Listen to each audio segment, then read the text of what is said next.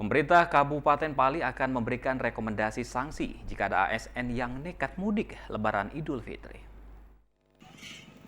ASN maupun tenaga kerja sukarela di lingkungan pemerintah Kabupaten Pali diminta untuk dapat mematuhi kebijakan dan arahan pemerintah pusat terkait larangan ASN melakukan mudik ke kampung halaman pada saat Lebaran Idul Fitri 1442 Hijriah dan masih diwajibkan masuk kerja pada 10 dan 11 Mei.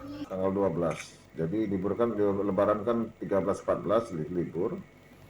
Jadi kita liburnya cuti bersamanya satu hari tanggal 12. Jadi liburnya 12, 13, 14. 15, 16 kan hari Sabtu Minggu memang sudah libur. Kemudian hari Senin tanggal 17 sudah masuk lagi. Bilang tidak usah mudik ya tidak usah mudik. Turunlah kita patuhi apa yang diperintahkan oleh pimpinan dari pusat situ.